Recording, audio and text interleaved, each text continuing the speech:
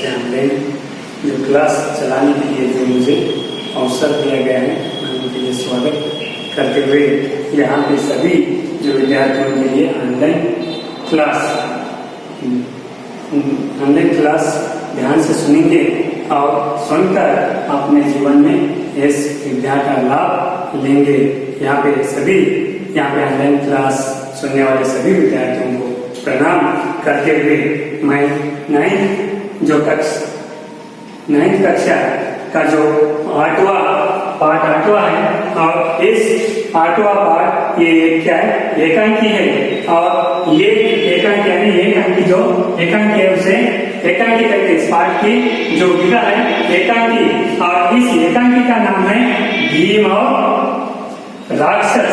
यानी भीम का नाम आप सुन चुके हैं, यानी कि ये नाम कहाँ सुन चुके हैं, यानी महाभारत में इसका नाम सुन चुके हैं। और कई राक्षसों को भी आप देख चुके हैं, ऐसे अनेक राक्षस के नाम भी आप जानते हैं, महिषासुर हो, बकासुर हो, ऐसे राक्षस के नाम भी आप जान सकते हैं। और राक्षसों की कृति किस तरह की होती है और जो भीम जैसे रामायण में राम की जो कृति किस तरह होती है आप सभी विद्यार्थी जानते हैं। यानी कि ये एकांकी कौन से, भीम और राक्षस। और इस एकांकी का कौन है, विष्णु प्रभाकर। तो आइए पहले इस एकांकी को हमें देखने से पहले इस एकांकी में विष्णु प्रभाकर जी हमें क्या बताना चाहते हैं और हमें क्या सीख देना चाहते हैं इस एकांकी के माध्यम से। ये सीख को हमें सीखने से पहले इस सीख को देने वाले विष्णु प्रभाकर का हमें थोड़ा सा क्या संक्षेप में जीवन परिचय देखेंगे, इनका जीवन परिचय देखेंगे।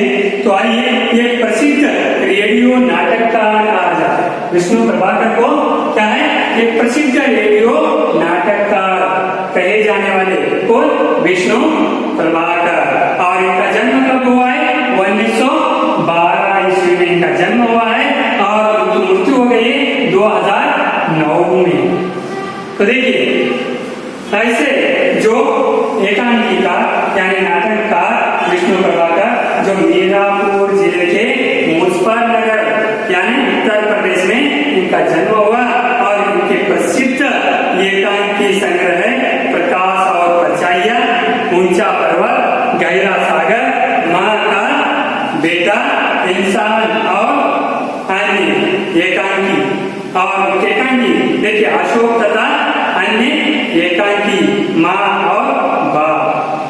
यहाँ पे सोवियत ज्ञान पुरस्कार से उन्हें सम्मानित किए गए हैं और उन्होंने 60 से अधिक पुस्तकें एवं अनेक पत्र पत्रिकाओं का संपादन में भी योगदान किसने दिया है, तो विष्णु प्रभाकर ने दिया है।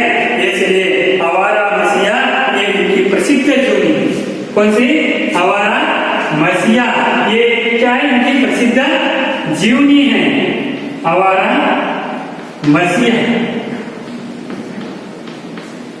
ये क्या है, उनकी प्रसिद्ध जीवनी, इनकी प्रसिद्ध जीवनी कहनी जाती है।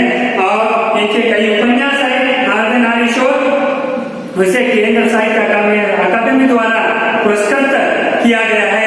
और तट के बंधन, निशिकार, स्वप्नमयी व दादा की कचेरी, ये क्या है, इनके अनेक उपन्यास है। और इनके कहानी संग्रह है धरती आप भी घूम रही है और मेरी प्रिय कहानियां और संघर्ष के बाद, ये इनके कहानी संग्रह है। तो ऐसे अनेक कहानियां और उपन्यास और अनेक नाटक लिखने वाले कौन, विष्णु प्रभाकर। और इनकी जो एकांकी है, कौन सी एकांकी, भीम और राक्षस। और इस एकांकी का मुख्य हास्य क्या है, इस एकांकी के द्वारा यानी कि इस एकांकी का मुख्य हास्य, इस एकांकी से हमें क्या सीख देना चाहते हैं, ये हमें इस एकांकी के माध्यम से हम देखेंगे। तो पहले इस एकांकी का मुख्य हास्य है, यानी कि जैसे ये पौराणिक एकांकी है, ये कैसी एकांकी है, ये एकांकी पौराणिक एकांकी है।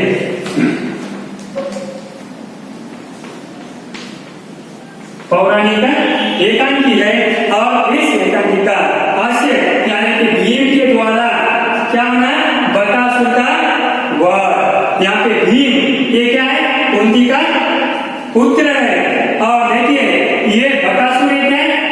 राक्षस है और इसी क्या भीम के माध्यम से ही किसका वध होना है, बकासुर का वध होना, ये एकांकी का एक कथा सार है। और इसका वध भीम ने किस तरह करते हैं यह हमें ये एकांकी के प्रथम दृश्य और द्वितीय दृश्य के अंतर्गत हमें पता चलता है कि यहाँ पे बकासुर का वध भीम ने किस तरह किया। यानी कि ये एकांकी के माध्यम से हमें यही सीख मिलती है कि दानवता पर मानवता की जीत किस तरह होती है, यानी दानवता पर मानवता की जीत किस तरह होती है। और देखिए अच्छाई के सामने बुराई की हार किस तरह होती है, यही ये एकांकी का मुख्य संदेश माना जाता है। और ऐसे जो एकांकी के यानी इस एकांकी का मुख्य उद्देश्य ही है बुराई पर भलाई, यानी कि अच्छाई, देखिए अच्छाई के सामने बुराई कभी टिक नहीं पाती है और बुराई पर इसकी अच्छाई की विजय कभी भी हो सकती है, यही जो बताया गया है। आप जानते हैं यहाँ पे जैसे कि रावण का वध से भी आपको पता चलता है, जैसे रावण का वध किसने किया है, राम ने किया है, क्योंकि रावण की कृति किस तरह थी और राम की कृति किस तरह थी, और इस रावण के बुराइयों पर राम की अच्छाई की विजय किस तरह हो गई है। और यहाँ पे भी इस दानवता पर मानवता की जीत किस तरह होती है, यही जो यहाँ पे भीम और राक्षस यानी राक्षस पर भीम की जीत किस तरह होती है, यही इस एकांकी के माध्यम से बताया गया है, इसी एकांकी का मुख्य आशय माना गया है। तो यहाँ पे इस एकांकी के यहाँ पे पात्र परिचय, तो देखिए इस एकांकी में पात्र है एक ब्राह्मण, और एक ब्राह्मण ये क्या है, घर का मालिक है, ये घर है और इस घर का मालिक कौन है, ब्राह्मण है। और ब्राह्मणी कौन है, एक ब्राह्मण की जो ये घर का जो मालिक ब्राह्मण है, इसी ब्राह्मण की पत्नी कौन है, ब्राह्मणी। और उनकी किनकी माता है, भीम की माता है, और भीम उनकी का पुत्र है। और बकासुर एक राक्षस है और इस एकांकी के ये पात्र है। और इस पात्र को आप याद रखिए, यानी ब्राह्मण घर का मालिक, ब्राह्मणी ब्राह्मण की पत्नी, उनकी ये भीम की माता और भीम उनकी का पुत्र, और बकासुर एक राक्षस है। और ये राक्षस पर यहाँ पे भीम की किस तरह जीत होती है, यह हमें इस एकांकी के प्रथम दृश्य और द्वितीय दृश्य के माध्यम से हमें पता चलता है। तो यहाँ पे इस एकांकी का प्रथम जो दृश्य है, पहला जो दृश्य है, और ये पहला दृश्य है मंच पर। देखिए इस पहले दृश्य का पर्दा उठते ही मंच पर हमें एक मकान और मकान के आंगन का दृश्य दिखाई देता है, और गरीब ब्राह्मण का घर है।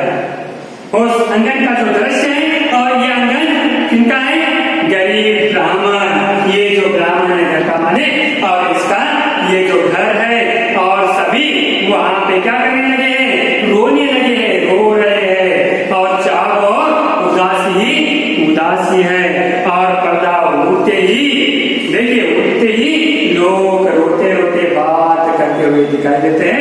इस एकांकी के प्रथम दृश्य में पर्दा उठते ही घर का मकान के मालिक का जो क्या ब्राह्मण के आंगन का दृश्य, और इस दृश्य में सभी लोग उदासी चाहिए, और पर्दा उठते ही सभी लोग रोते हुए बात करते हुए दिखाई देते हैं। और पर्दा उठते ही यहाँ पे लोग किस तरह बात करते हैं, यानी यहाँ पे ब्राह्मण की पत्नी यहाँ पे रोकर, यानी पर्दा उठते ही ये संगम में रोकर कहते, मैं कहती हूँ तो मुझे जाने दो, बच्चे तो आप बड़े हो गए हैं और उन्हें संभालने में कोई कठिनाई नहीं होगी। यहाँ पे ब्राह्मणी रोते रोते कहती है, तो मुझे जाने दो, बच्चे तो आप बड़े हो गए हैं और उन्हें संभालने में कोई कठिनाई नहीं होगी।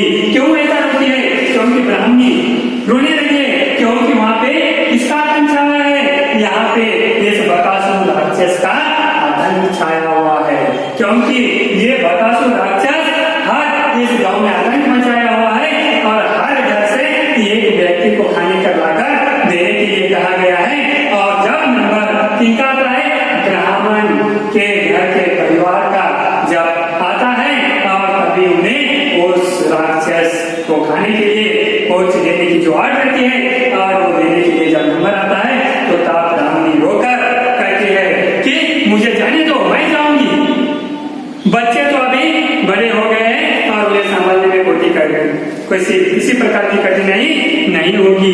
तभी ब्राह्मण कहता है नहीं नहीं, तू कैसे जा सकती है, क्योंकि तू चली जाएगी तो घर में क्या रहेगा, ये आपके कारण ही घर है। आप कहते हैं जानते हैं, क्योंकि हर एक घर किससे, गृहिणी से ही घर होता है। घर में महिला है तो ये घर है, घर में महिला नहीं है तो घर कुछ भी नहीं है। हर एक घर की आंगन की शोभा गृहिणी ही है, क्योंकि घर गृहिणी है तो ही घर में घर की शोभा है, नहीं तो नहीं है। इसलिए ब्राह्मण कहता है, उनका पति कहता है नहीं नहीं, तू कैसे जा सकते हैं, तू चली जाएगी तो घर में क्या रहेगा, बच्चे आदि इतने बड़े कहाँ हैं, तेरे बेटी का विवाह भी करना है। नहीं, मैं ही जाऊंगा, मैं ही राक्षस के पास जाऊंगा, आप मत जाइए। ऐसा दोनों पति पत्नी में यहाँ पे विवाद शुरू होता है, क्योंकि वहाँ पे इस राक्षस बकासुर का आतंक छाया हुआ है। और जब इनके पास नंबर आता है तो तब एक दूसरों को जाने के लिए यहाँ पे कहते हैं उस घर में एक प्रकार की उदासी का वातावरण छा गया है और होते हुए एक दूसरों से बातचीत यहाँ पे पति पत्नी कहते हैं। तभी पत्नी कहती है, अजी तुम कैसे जाओगे, तुम चले गए तो घर का सारा ही चला जाएगा, नहीं मैं ही जाऊंगी। ऐसा एक दूसरों से जिद करते हैं, तुम चले जाएंगे तो घर का सारा चले जाएगा, तुम कैसा जाएंगे, तुम मत जाइए, मैं ही जाऊंगा। कभी बीच में इस पति पत्नी के बीच में उनकी जब लड़की आती है और लड़की आकर कहती है, माँ न तुम जाओगी न पिताजी को जाने दूंगी, मैं ही जाऊंगी, आप दोनों को भी मैं ही जाने नहीं दूंगी उस राक्षस के पास, मैं ही जाऊंगी। जब पति पत्नी की यानी माता पिता की बातें सुनकर लड़की सामने आ जाती है और वो कहती है, ना तुम जाओगी ना मैं पिता को जाने दूंगी, मैं जाऊंगी। तभी ऐसा कहने पर माता यानी ब्राह्मणी कहती है, मेरे रहते मेरे बच्चे मारने को जाए तो भगवान मैंने ऐसा क्या पाप किया। जब आकर बच्ची कहती है तो तब माता कहती है कि मैंने कैसा पाप किया है, क्योंकि हमारे रहते रहते ही मेरी बेटी जाने का नाम लेती है, तो ये बात ठीक नहीं है, ये कैसा पाप हमारे साथ है। भगवान ने मैंने ऐसा क्या किया था पाप, ऐसा मेरे आंखों के सामने मुझे ये सब सुनाई पड़ रहा है। जोर से रोती है और सब जन वहाँ पे घर में सभी के सभी रो पड़ते हैं। तभी सहसा बाहर से कुंती और भीम आते हैं और जब इस ब्राह्मण परिवार के जब आंगन में ये सभी रोते दिखाई देते हैं, किसके कारण, तो उस राक्षस के आतंक के कारण जब रोते हैं तो तभी यहाँ पे कुंती और भीम का आगमन होता है, प्रवेश होता है। और प्रवेश होते ही यहाँ पे कुंती कहती है, क्या बात है, तुम सब क्यों रो रहे हैं, क्योंकि इस घर में सभी रोने लगते हैं, माता पिता बच्चे जब रोते हैं तो ये देखकर कुंती कहती है, क्या बात है, तुम सब क्यों रो रहे हो। तभी भीम, कहाँ जाना है तुम्हें, क्या विपदा पड़ी है, क्योंकि कुंती के साथ ही भीम भी आया है और भीम भी कहता है, कहाँ जाना है तुम्हें, क्या विपदा आ गई है, क्यों इतने उदास हो गए, क्यों रोने लगे हैं, क्यों। विपदा, विपदा यानी संकट, विपदा यानी संकट, यानी कौन सा संकट आपके ऊपर आ खड़ा है, ऐसा कौन, भीम। जब इस ब्राह्मण और ब्राह्मणी से जब पूछता है तभी देखिए, और वहां पे उनके, अरे भाई हुआ क्या, कुछ बताओ, कोई नहीं बोलता, उसी तरह रोते रहते हैं, क्योंकि इतना कुंती और भीम उन्हें पूछने पर भी ब्राह्मण और ब्राह्मणी कुछ नहीं कहते हैं और कोई बोलते नहीं है और उसी तरह वो रोते कहते हैं। तभी भीम कहता है, हाँ हाँ, रोना बंद करके बात बताओ, क्यों रोने लगे हो, क्या बात है, क्या संकट है, क्या समस्या है, कम से कम समस्या तो बताओ, उस समस्या का हम हल करेंगे। ऐसा भीम कहता है, हाँ रोना तुम बंद करो, पहले मुझे क्या बात है वो बात बताओ। तभी ब्राह्मण बात क्या है, छोटी आवाज में कहता है बात क्या है, मेरा भाग्य फूटा है। तभी वो कहता है, जब ऐसा इस तरह भीम कहने पर वो कहता है कि बात क्या है, तो मेरा भाग्य फूटा है। इससे कहता रहा, चल इस एक चक्र नगरी को छोड़कर कहीं और चले, पर ये तो यही कहीं मिट्टी में ऐसा रम गई कि जाने का नाम नहीं लेती। मेरा तो बुलावा आ गया। मैं ब्राह्मण कहता है कभी भीम ऐसा कहने पर, बात करो कहने पर, तब ब्राह्मण कहता बात क्या है, मेरा तो भाग्य फूटा है। मैं 10 बार कहा कि एक चक्र ये नगरी को छोड़कर हम यहाँ से चला जाएंगे, यहाँ पे रहना ठीक नहीं है, फिर भी इस मिट्टी से इसका बहुत गहरा नाता है और ये जाने का नाम नहीं लेती है और इसी मिट्टी में रम गई है। और अब तो मेरा बुलावा आ गया है, इसलिए हम रोने लगे।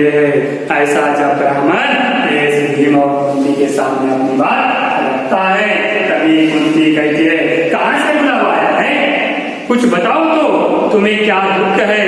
हम कुछ नहीं, देखिए हम कुछ न कुछ जरूर आपका हल निकालेंगे, कुछ ना कुछ जरूर हम करेंगे। ऐसा कुंती और उस ब्राह्मण से और उस ब्राह्मणी के सामने कहती है कि ये बुलावा कहाँ से आए, इस बुलावे के कारण तुम रोने लगे हो ना, इसलिए बुलावा कहाँ से आ गया, थोड़ा बताओ, तुम्हें कौन सा दुख है, जरूर उस दुख का हम हल करेंगे, कुछ ना कुछ उसका हम इंतजाम करेंगे, उसका उपचार हम करेंगे। ऐसा जब कुंती कहती है तो तब ब्राह्मण कहता है, हाय बहन। तभी ब्राह्मण बताने लगता है, हाय बहन, तुम हमारे अतिथि हो, तुम तो हमारे घर आए हो और अतिथि को हम दुख देना नहीं चाहते हैं, क्योंकि दुखी नहीं करना चाहते हैं। पहले कहा जाता है अतिथि देवो भव, यहाँ पे मातृ देवो भव, पितृ देवो भव, अतिथि देवो भव, ऐसा कहा जाता है। इसलिए हम अतिथि को दुख नहीं देना चाहते हैं। ऐसा कौन, ब्राह्मण कुंती को कहता है। तभी कुंती कहती है, अच्छा तुम न बताओ तो मैं अपनी बेटी से पूछती हूँ, तुम नहीं बताना चाहते हो, ब्राह्मण को कहती है कुंती, तुम नहीं बताना चाहते हैं तो मैं अपनी बेटी से ही पूछ लूंगी। तभी बेटी से, हाँ बेटी बताओ तो क्या बात है, तुम नहीं बताओगे तो मैं बेटी से पूछ लूंगी। तभी कुंती बेटी से पूछती है, बेटी बताओ तो क्या बात है, क्यों रोने लगे हैं, कहाँ से बुलावा आ गया है, तुम क्यों इतना उदास हो, बताओ। तभी ब्राह्मणी कहती है, अजी बता क्यों नहीं देते।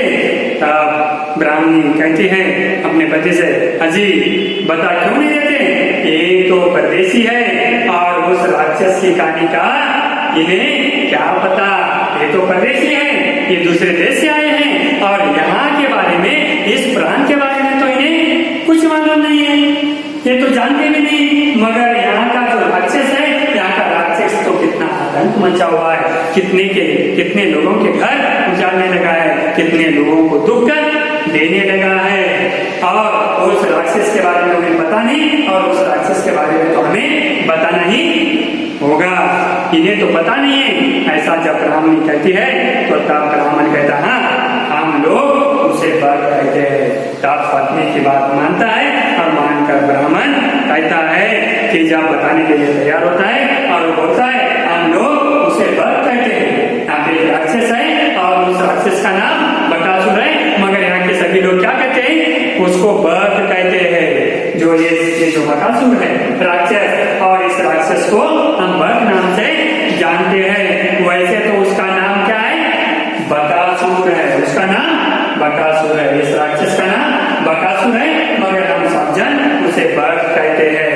तभी ये इस ब्राह्मण की बात सुनकर भीम कहता है, ओह बकासुर, फिर वह क्या करता है, ये बकासुर फिर क्या करता है, इनसे तुम क्यों भयभीत हो।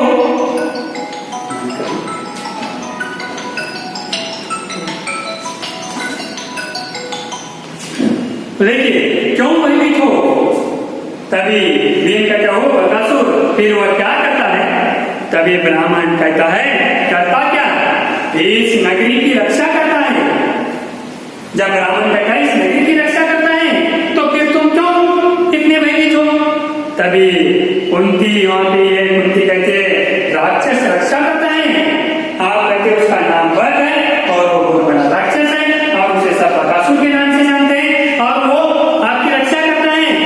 तभी राक्षस रक्षा करता है, रक्षा करता है। तो तुम रोते क्यों हो? क्या हुआ? आप जाना है या तुमसे कुछ अपराध हो गया है?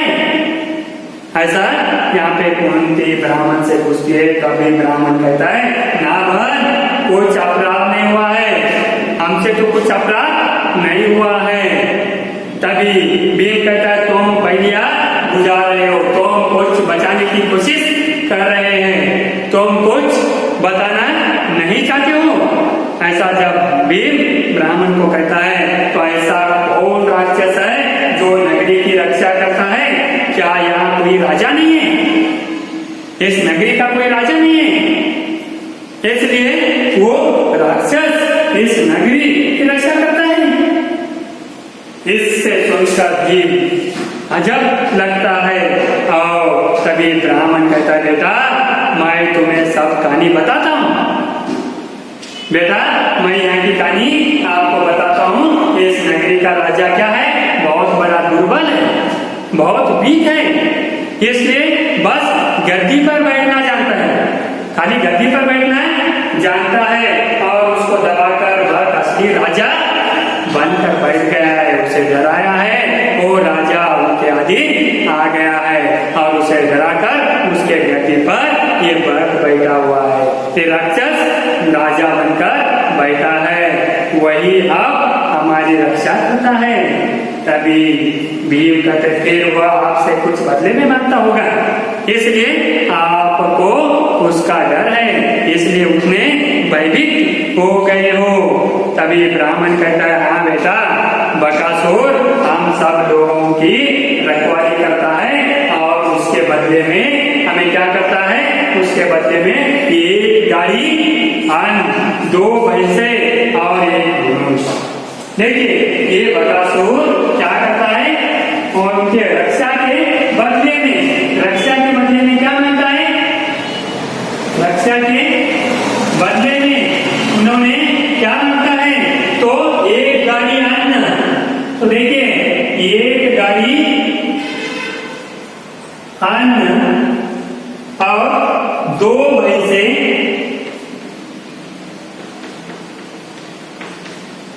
और 1 मनुष्य।